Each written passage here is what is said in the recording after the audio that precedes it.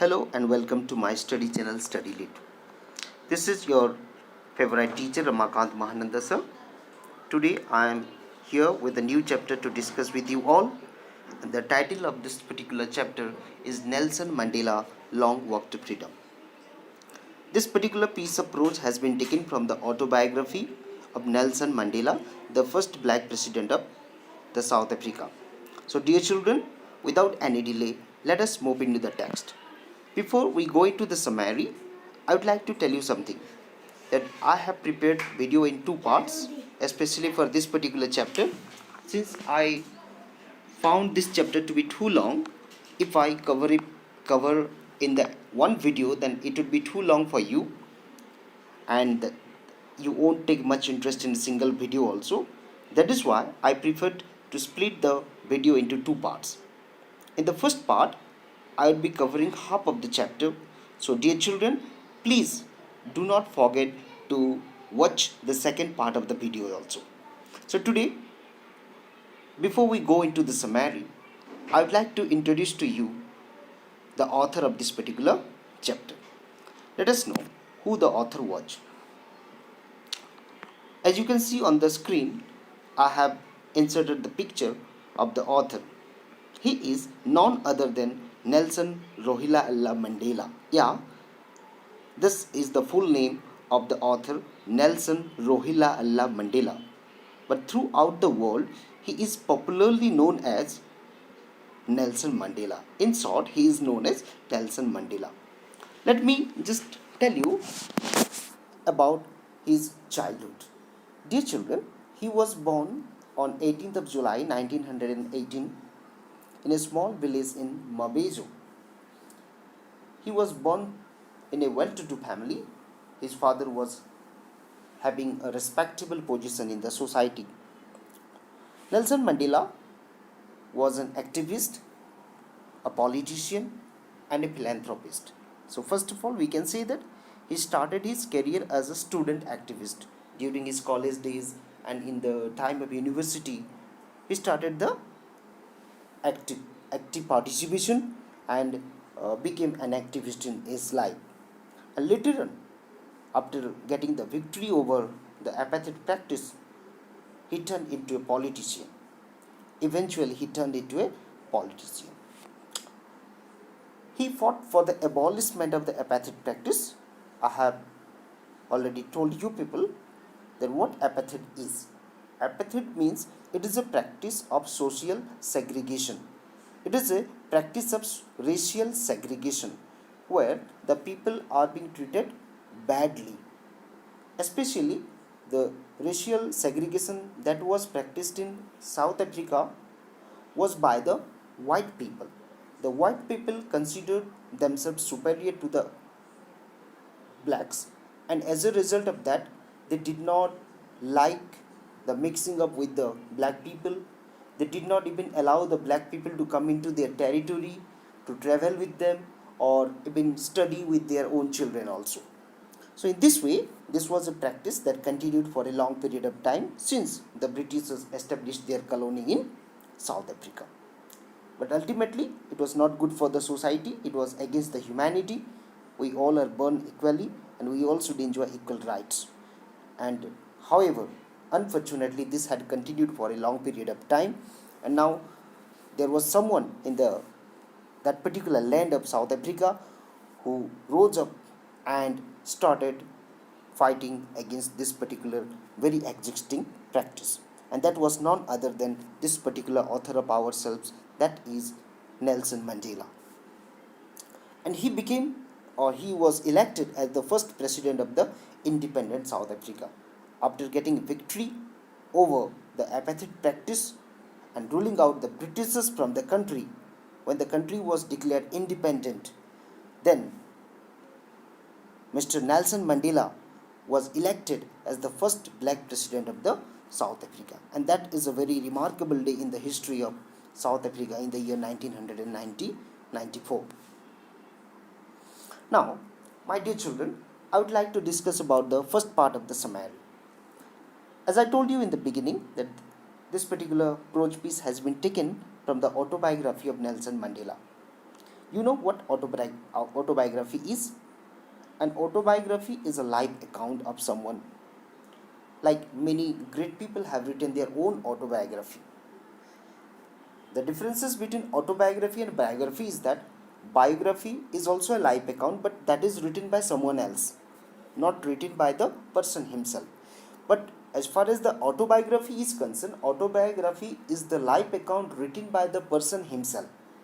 It means this particular autobiography, Long Walk to Freedom, this one has been written by Nelson Mandela only, while he was alive, when he was inside the jail and was um, serving the prison there.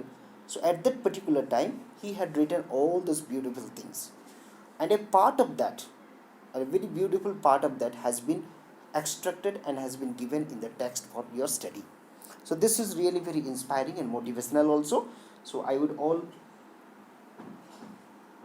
would request you all to kindly go through the book if you have it. If it is available in your library or if it is available somewhere nearby, then you must get it and go through this particular book.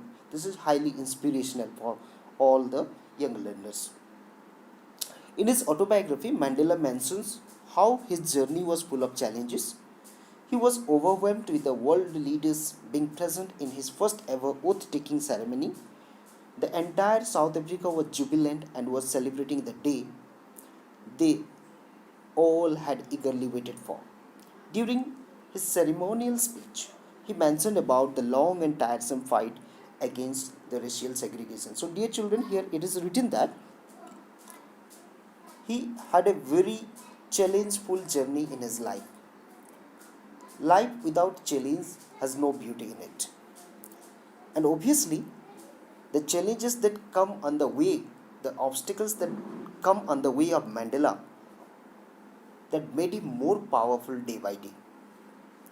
You will be surprised to know that Mandela had served in the prison or was kept in the prison or in the jail for more than 27 years. For round about 30 years altogether, we can say he served prison for about 30 years. And 30 years of time is not a child's play. Means he has given the entire young age in the prison only. He spent his entire young age in the prison. He could not live with his family. He could not live with his children. He could not live with the society. But still, my dear children, even though he was inside the jail, even though he was prisoned, but still he was thinking about his people. He was very much concerned about the condition of his people. He wanted to uproot this particular very existing practice of apartheid. He was completely against it. He was not against the Britishers. He was against the policy. He was against the system. He was against the practice that had been continuously going on in the soil of South Africa. So, my dear children, when you go through this particular chapter, when you go through the text of the book, then you will find that he loved the whites as well. He loved the white people as well. He was not against the Britishers, and that is the most important thing that he had inculcated in his personality. It is very difficult to love your enemy. I would say it is really very difficult for someone to love his or her enemy. But Nelson Mandela was a true man who had in himself a great humanity to show before the entire world. So let us see what is happening. So when he was elected as the president of the independent nation of South Africa, he wanted this day to be a memorable one, to be a historic day for the South African people. That is why he had requested the delegates of about 140 countries. And you will be surprised to know that all these 140 countries, international delegates and the world leaders had attended his swearing-in ceremony. If you go through the second paragraph of the summary, There it is mentioned that where the ceremony was taking place and how it was going on and what was his speech, what did he was actually focusing, what were the next challenges that he is going to see in his tenure as a president of the country. Let us see what he is going to reveal here. The ceremony took place at the amphitheater of the Union Building in Pretoria, the present capital of the Republic of South Africa. Mandela delivered a speech on the most awaited victory over the extraordinary humanity gesture. My dear children, as you know,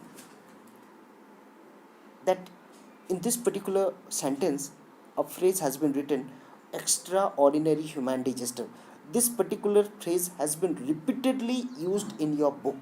When you go through the text, there you will find that this phrase has been repeatedly used. What does this signify? What does it mean? What is this extraordinary humanity gesture that he is talking about in the book, as well as he is talking about in his autobiography? So, my dear children, this extraordinary human disaster refers to the practice of apartheid. Refers to the practice of apartheid. Okay? In the words of, or according to Nelson Mandela, it was an extraordinary human disaster. Definitely, it had divided the society into two parts. It had created a gap between the white and the blacks, and the blacks and the white treated themselves as their enemies. So that is why he considers this particular practice as an extraordinary human disaster. This is the most significant word or the phrase that he has used in his autobiography. Moreover, the ceremony was taking place in a historical palace, that is amphitheater, present in the Union Building in Pretoria. Pretoria at present is the capital of the Republic of South Africa, my children.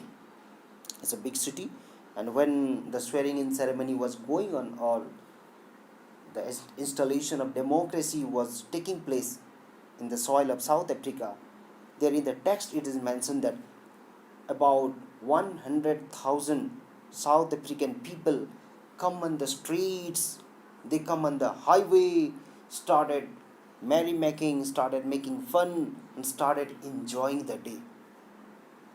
I think when you just visualize that things in your mind, you can just imagine how beautiful that moment must have been. If you were there, how you would have enjoyed.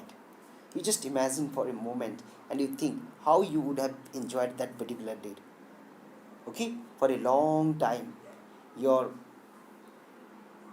freedom had been taken away. You were under the rule of someone else, someone was ruling you, and all of a sudden, after a long period of time, you got the freedom back. So, how would you feel? Definitely, you will feel very, very happy. Definitely, you would feel very, very relaxed. Definitely, you would consider yourself like a bird in the sky, in the open sky, I mean. So, in the same way, the people of Pretoria, the people of the South Africa, they all enjoyed the installation of the democracy, the establishment of the democracy, establishment of peace, and the abolishment of the apartheid practice on 10th May 1994. Moreover, children, when you go through the text, one more thing you will encounter, that in the book, in the particular text, there it is written that the 10th May seems to be the autumn day for the people of South Africa.